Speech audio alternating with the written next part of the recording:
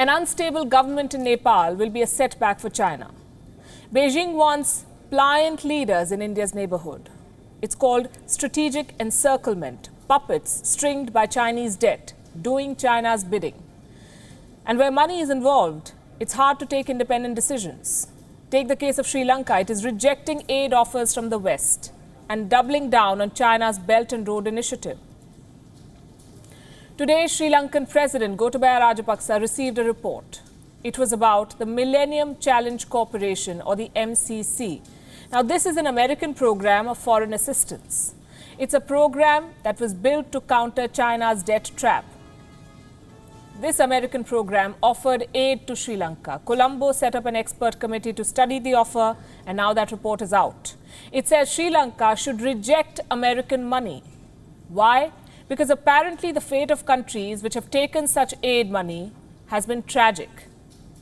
Such wisdom was never voiced when it came to China. There are no free lunches and there are no free roads. Doesn't matter where the money is coming from, America or China. But Sri Lanka seems ready to accept Chinese money. Even the opposition is on board. They've set up a joint consultation mechanism. Who are the members? The Chinese Communist Party and Sri Lanka's main political parties. And this is exclusively for the Belt and Road Initiative. And this should tell you about China's reach in Sri Lanka's domestic politics. All parties are stakeholders. Even in countries which are friendly to India, China will go to any lengths to keep them in the trap. Case in point, the Maldives. China is giving Mali debt relief. It's a partial relief on debt repayments over 4 years. This is on loans of $600 million. The Maldives has borrowed from Chinese state-owned companies too. Their repayment terms could also be relaxed. And then we have Pakistan, surviving on Chinese money, as it were.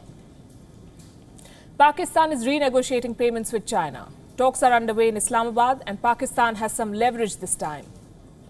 On this show, we had earlier told you about a scam in Pakistan. Chinese companies inflating costs of power projects by billions of dollars. I'm not saying this. The scam was revealed by Pakistan itself, a committee set up by none other than Prime Minister Imran Khan.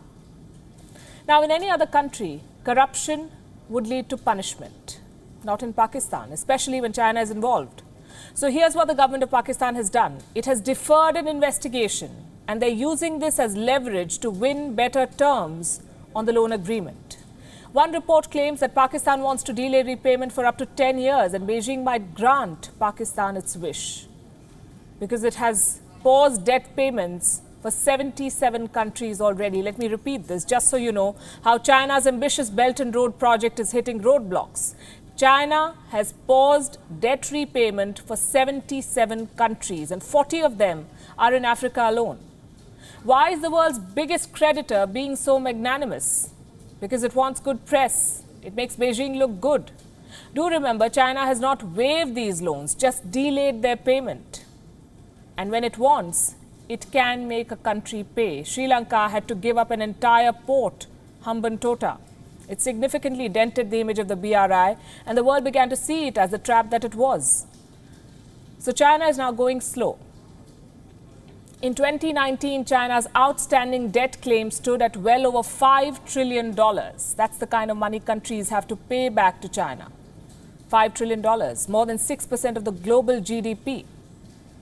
Most countries are not in a position to pay, and China can wave off only so much.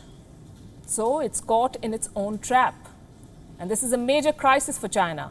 Its reputation hit by a virus, and its mega initiative corroded by a pile of debt.